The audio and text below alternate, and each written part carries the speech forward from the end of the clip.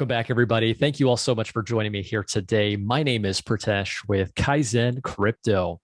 In this video, we're going to learn from the Cardano community members living in Africa on how they see blockchain technology and more specifically Cardano impacting their daily life. Very glad to have the opportunity to speak with April from ZOE Stakepool today. In this conversation, we talked about her background, what got her into Cardano. We talked a bit about Project ZOE, more about her stake pool, and how Cardano is going to benefit lives of billions of Africans. So I really enjoyed this conversation. I hope you guys enjoy it as well. If you do like this type of content, please be sure to drop a like for me. Make sure you hit that subscribe button as well, and be sure to click that notification bell so you can stay up to date with all the relevant Cardano content. All right, everyone, let's go ahead and jump right in. Welcome, everyone. Thank you so much for joining us here today. Today, I'm joined by April. She is one of the Cardano community members and one of the stake pool operators for ZOE Stakepool. So April, thanks so much for joining. How are you doing today? Very well, very well. Thank you, Pritesh. How are you doing?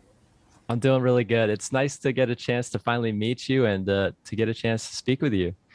So April, I guess in our conversation today, just wanting to know more about your background. So you're actually calling in from Africa. Can you tell us where you're calling in from today? I am calling from Nigeria, currently in Port Harcourt City, which is in Africa. Yeah. Okay. That's interesting. As far as what Cardano is building, there's a lot of stuff going on in Africa. So it'll be nice to get your perspectives on it. It's always nice to hear from people who are actually there living it. And I guess we can talk also a little bit more about Project ZOE. So it's interesting to know what you're building there. So I guess to start things off, can you tell us a little bit about yourself and how you got involved in Cardano? Okay. Hi, my name is April, and I'm from Nigeria. I've been here all my life. I was born here, I live here, and I'm the stake pool operator of ZOE Pool. And ZOE is an African-based stake pool, mission-driven, to actually bring blockchain education down here in Africa, especially for young females and males and females alike, but especially females because there are less women here in the ecosystem. And aside being a stake pool operator, I'm also a law student here in Nigeria, aspiring to be a blockchain lawyer in a couple of years from now, to actually advocate for the use of blockchain in the legal system here in Nigeria. Okay, so you are studying to be a lawyer. Yeah, you had, we were talking a little bit before our conversation, and you were saying that there's quite a bit of studying going on. So how's school going for you? Really stressful. I have exams coming up next week. Yeah. Well, that's cool. That's interesting because there's so many different use cases for blockchain technology. I think that as far as combining what you can do with blockchain technology and incorporating that into legal, it's interesting. I mean, how do you think that some of the use cases might play out in the future with that? I mean, as far as incorporating blockchain technology with what you're studying right now. Yeah, blockchain can, while studying about blockchain, initially I thought it's, just about the financial sector, but, going deep down into studying about blockchain, I found out that, it affects, almost every industry and field in the world, and the legal system sector is one of them. And, there are so many cases right now in courts, and most of them, like here in Africa and Nigeria, most of them are, related to land registry and, the real estate sector. And blockchain actually solves that problem of land registry and identity. So if blockchain can actually be applied and used in that field, the number of cases we have in courts today can actually reduce. And technology will take the place of a lawyer. We don't have to struggle to do that. And smart contracts will be launched in Cardano in next month. And lawyers will. It doesn't take lawyers out of jobs. Rather, it's opens up new horizons and new ways for us to do stuff. And with the case of bringing evidences in courts to defend your clients. These days, evidences, proofs are handled manually. They're handled from one hand to another. This can actually, it's liable to get tampered with. You understand? So if these can be registered on the blockchain, everyone can see. It's going to be decentralized and almost impossible to be tampered with, and fraud, forgery and fraud, different stuff. So it actually helps in the legal sector a lot, in a lot of ways. Yeah, that's interesting to know about. There's so many different use cases. I mean, just to think about, it's like, yeah, what you were saying as far as a tamper resistant way to store records. I mean, if you think about some of the different court cases out there, having some type of legal precedent that's embedded on the blockchain, something that comes to my mind is like metadata. You store the results of whatever court case happened in some type of transactional metadata that's there on the blockchain forever. Nobody can ever change that, and that can be referenced by future filings of court cases and anything like that. So it's really interesting. And then when you think about other use cases for Africa, I mean, I guess I wanted to talk with you about that as well, just to understand from your perspective, because you're actually there living it. So that's one of the most interesting things about where you're coming from. So I guess as far as how you see blockchain, and I guess more specifically Cardano, affecting the lives of people living in Africa, talking about some of those broader use cases, what are some of the problems that you're seeing right now where you live? And then also, I guess on a broader sense, Africa as an entire continent. I mean, what are some of those other use cases for blockchain technology? Well, like I said, blockchain technology affects almost every industry in the world, and that also applies here in Africa. Blockchain can solve problems in almost every sector. Like in Nigeria or in Africa, most African countries are underdeveloped. So in every sector, blockchain actually has a role to play there. Like in the educational sector, the educational system in Africa is really poor. Students don't get good knowledge from, well-qualified teachers in some of the schools, not all though. And, the system or the method through which they record, the students' data, it's manually, and, their system is really, really poor.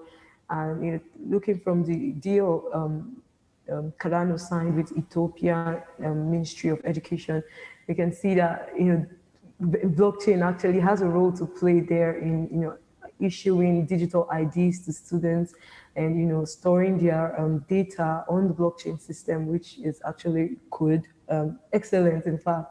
So that's for the educational sector, and this is a really important sector, because if the educational system of a country is tampered with, the nation itself is in trouble, because the collapse of education is actually the collapse of a nation. So yeah, now in the health sector, it is really, really important, because most African countries have really, really poor health facilities, due to, poverty, and not able to access these materials or these technologies to, actually improve the health sector in Nigeria. And this has shown to, research has it that the lifespan of Africans have actually reduced due to, poor health facilities in the country. So blockchain actually has a role to play there too. And the financial sector is already disrupted. People are already opting for the better option here in Africa. And the real estate, land registry, digital IDs, every sector is going to be affected, and every sector is ripe for destruction right now. Wow. Yeah, that's really cool. You had mentioned the deal that IOHK signed with Ethiopia. So it was like 5 million students that are going to be onboarded using their Atala Prism identity solution. And then you think about other things that you had mentioned as well, like supply chain, logistics. One thing that comes to my mind would be origin tracking, for a lot of the goods and services that are being sold, being able to tell the legitimacy of some of these products. Some things that come to my mind are what the food that you buy is, or some of the medicines that you buy. Yeah. So yeah, I mean, it's actually very interesting, and I think that Africa is going to be one of the places that it affects that is affected most by blockchain technology. And then you had also touched on finance, how finance has already been disrupted. So I want to understand from your perspective, I guess, what does that actually look like? So for me, in my case, right, I live in the United States, and if I were to go to a grocery store or, I want to fill gas in my car, I just take my debit card, right? I've got money in my bank account, and I just swipe my card. What does that actually look like for somebody living in Nigeria? I mean, from your experience, like, what is it actually like to go to the grocery store and buy groceries? Okay. It's um, it's almost like what you've said. I use my credit card to swipe and pay for stuff, but most people here are unbanked and have no or little or no knowledge about digital means of payment. So um, most of them use the cash method of payment. But though most people also have bank accounts, due to the high rate of fraud in the country, they are forced to opt into the cash method of payment. Like, okay, please, we don't accept transfers, just give us cash. Because of fraud, they are just being careful. But most people here use their credit cards as means of payment. And the revolution coming, with the digital currencies and the digital world has actually affected Africa. And I must say it has affected us rapidly because people now use cryptocurrencies as means of payment. I was making research recently and I saw that a school here in Nigeria is actually will start accepting cryptocurrencies as a means of payment for their fees. And during the SARS protest, Bitcoin was used as a means of exchange. When bank accounts were frozen by the government.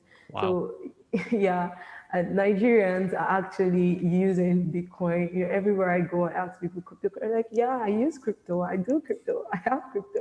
So it's actually everywhere. But I would say the most used means of payment is actually the credit card because I hardly carry cash these days. Yeah. Okay. Wow, that's interesting.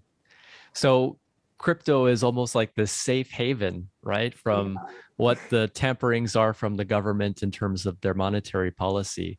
And I Yeah. think we're starting to see that quite frequently now in other parts of the world as well. I mean, if you think about places like we saw in Venezuela, um, Turkey was going through something very similar. Also, in terms of Africa, Zimbabwe. I've got family that lived in Zimbabwe. They went through that hyperinflation. You just see people walking around with wheelbarrows of cash just to buy a loaf of bread if they can even find it. So it's Oh, what's sorry, I got a cold. that's okay. That's all right. No problem.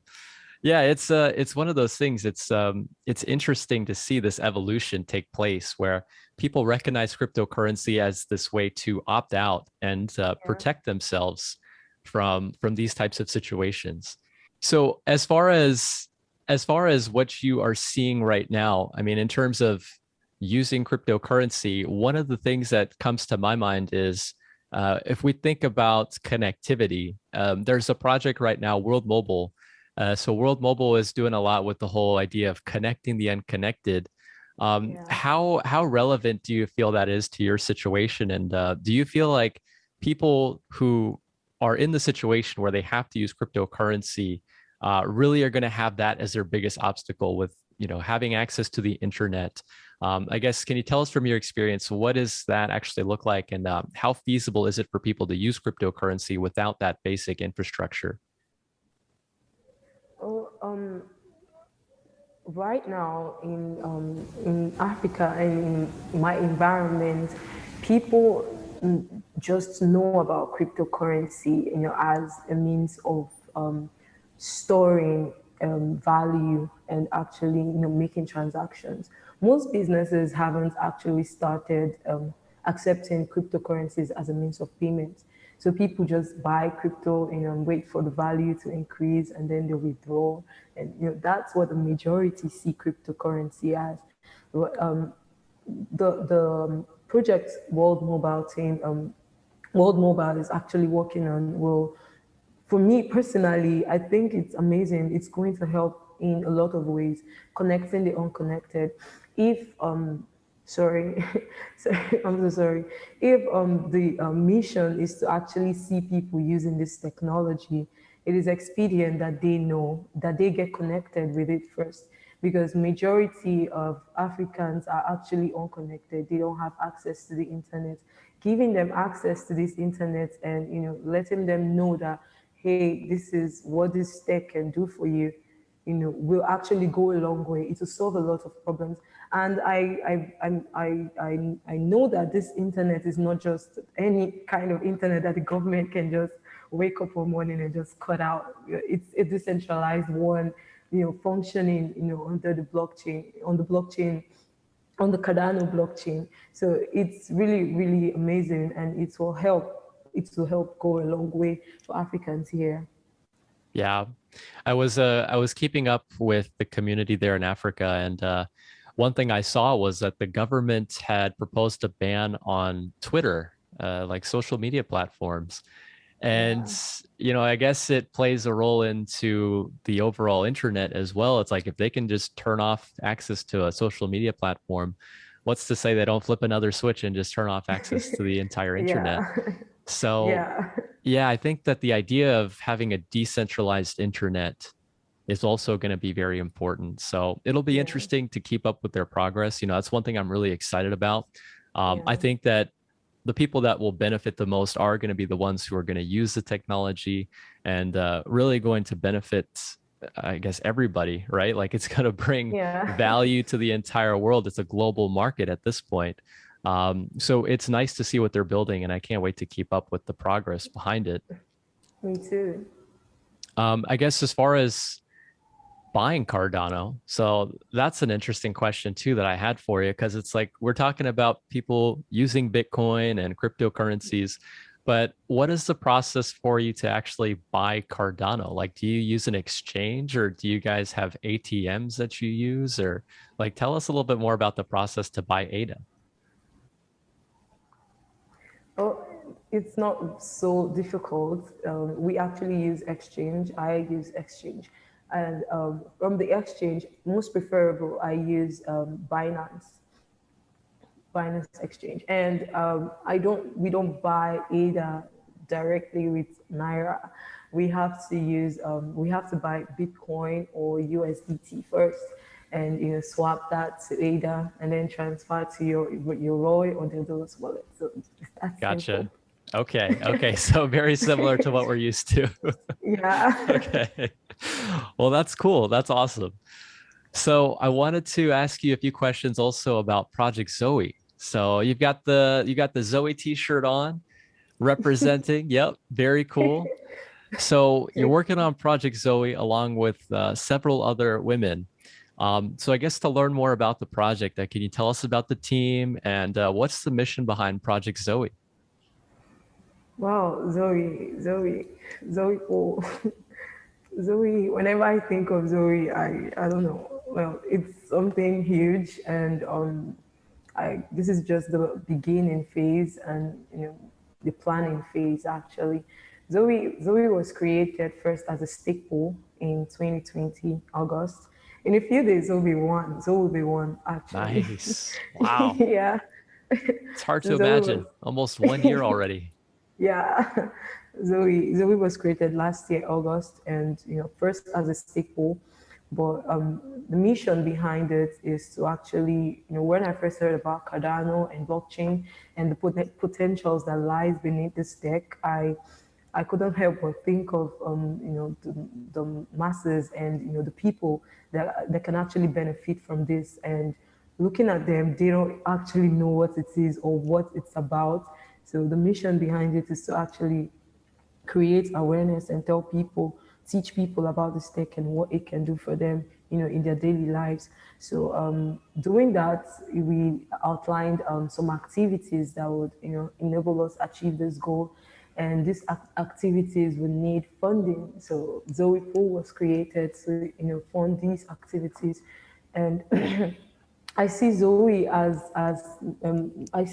as much more than just a stakeholder. She's something bigger, and not just creating awareness, but and leaving the people there. Okay, fine, we know about this thing. How are we going to go about this? We actually plan on funding, some people. We actually, I see less participation of women in the space. So, particularly, I want to see more women come in because I myself was very unenthusiastic about blockchain from the beginning. I didn't like it, and and I'm sure so many women are actually feeling that same way because they feel it's a male-dominated world. So I actually want to see more women here.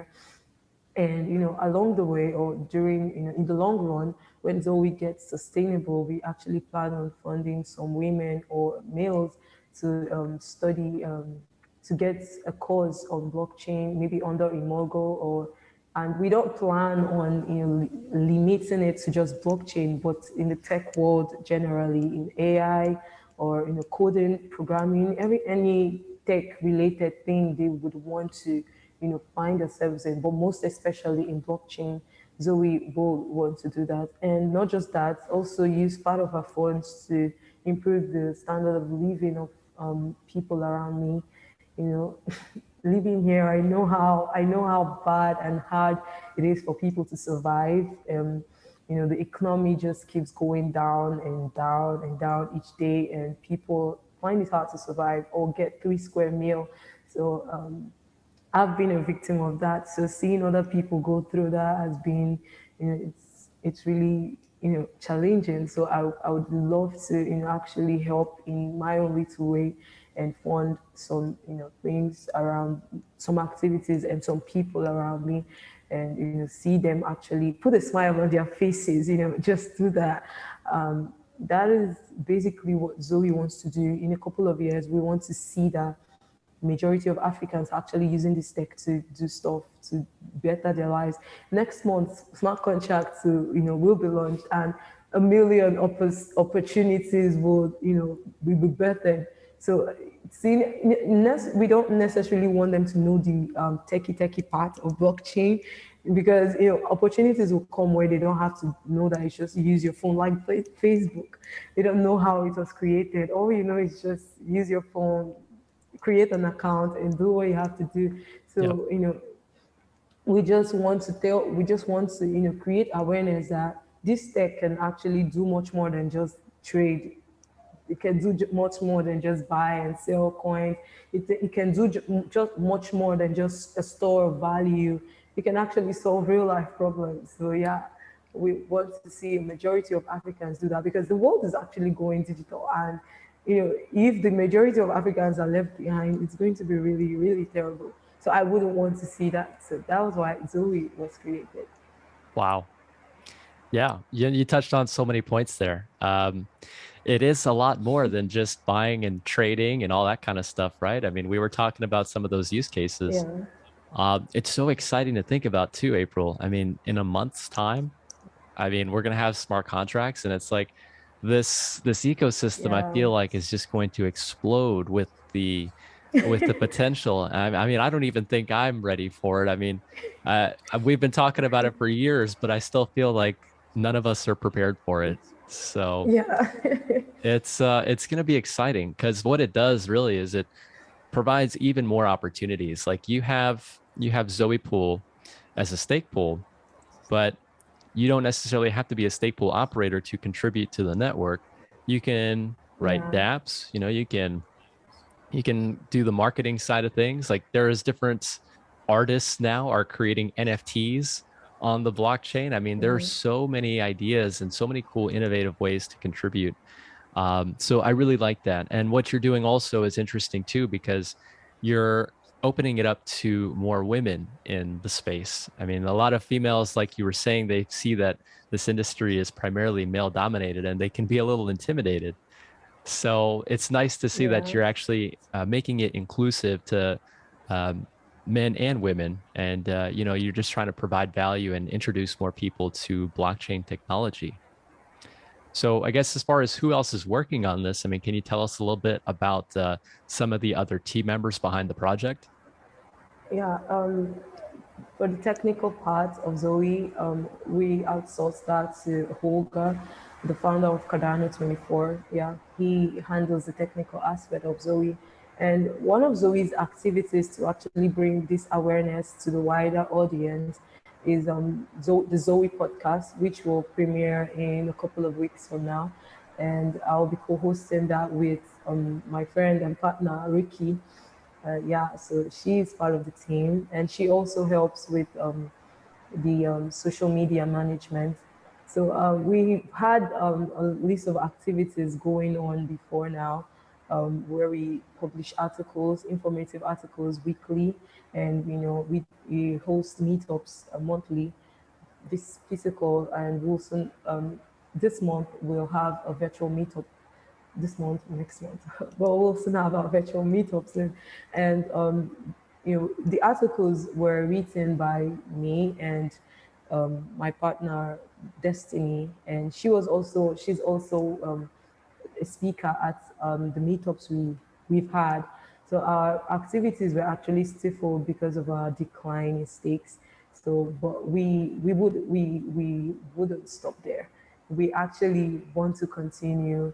After the whole after the decline in stakes, it just like I was demoralized. Yeah, I was really heartbroken. I was broken, and I just stopped. Like, what is all this? I I almost got depressed, but Oh no. I just have to keep pushing. We just have to keep pushing, Yep. and with stakes or no stakes, we have to do something. So our activities will actually continue. In a couple of weeks from now. After our exams, we'll full time in Zoe. Yeah. Yeah.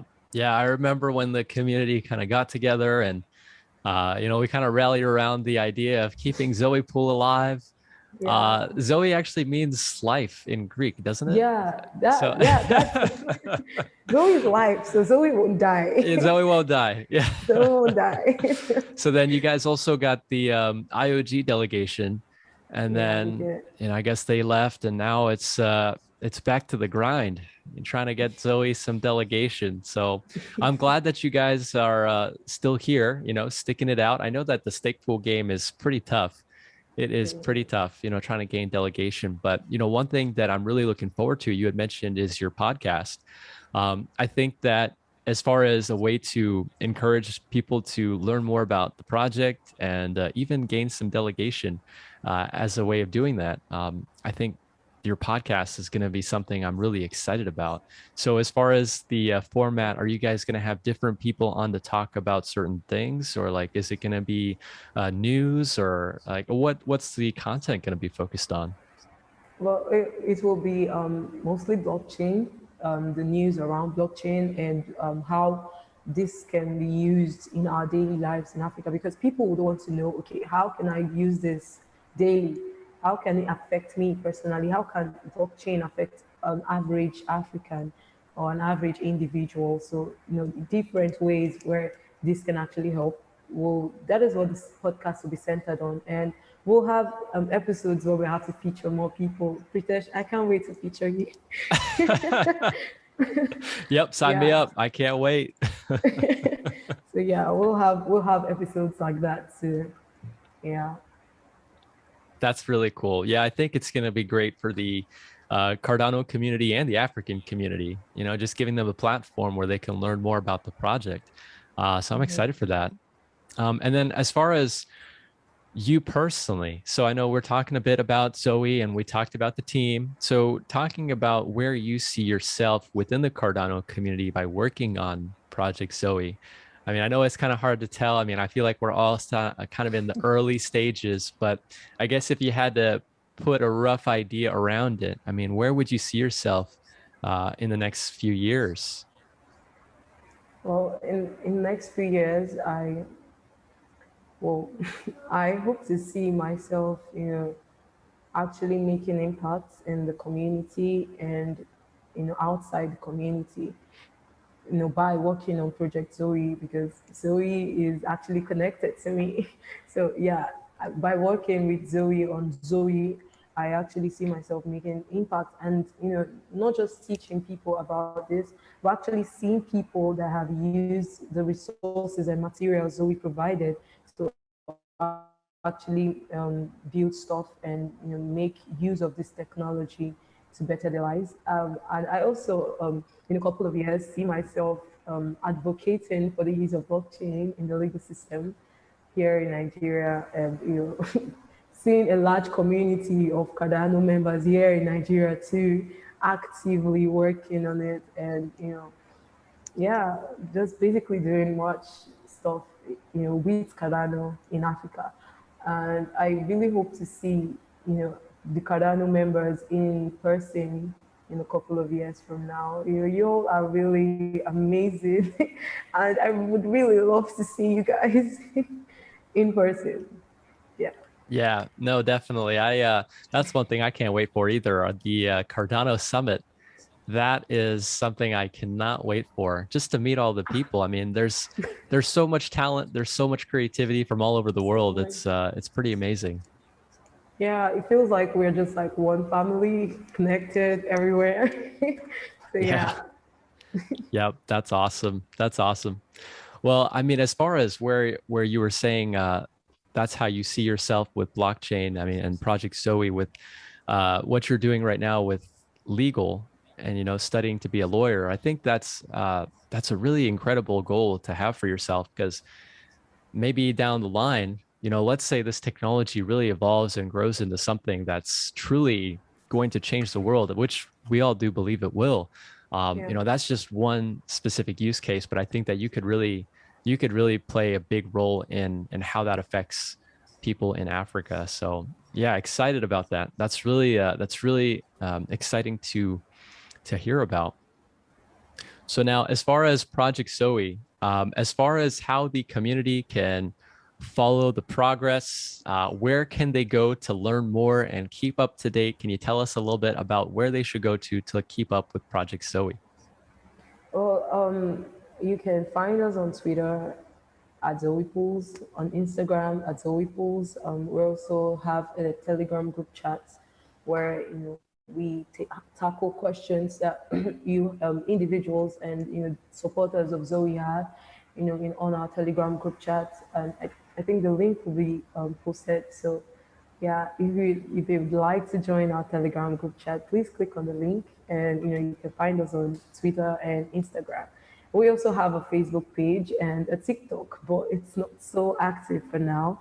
So, but we're actively on Twitter and Instagram. Yeah. That's awesome. Yep, I will be sure to leave those links. It's pretty cool. So you guys are doing some work on social media, TikTok as well. Yeah. I had no idea. That's pretty awesome. But yeah, I will be sure to leave those links. Looking forward to keep up with your progress. I wish you and your team all the best, April. I think what you guys are doing with Women in Blockchain and Project ZOE and helping to educate the African community about Cardano and cryptocurrencies. I really resonate with the idea. I feel like the people living in Africa, the people who are going to benefit the most from this technology, it's going to be people in those situations that are in these countries, like lesser developed parts of the world. But you know what? You got an entire family, like you said, from all over the world backing you guys, and we can't wait to see how far you go. Thank you. Thank you so much, Pritesh. Yep. Yep, absolutely. Well, April, thank you so much for coming on to speak with us today. I really enjoyed the conversation. Thank you. Thank you. I'm really grateful. Thank you for the opportunity, Pritesh. It's really an honor. Absolutely. All right, everyone. Thank you so much for watching. Until the next one. Bye.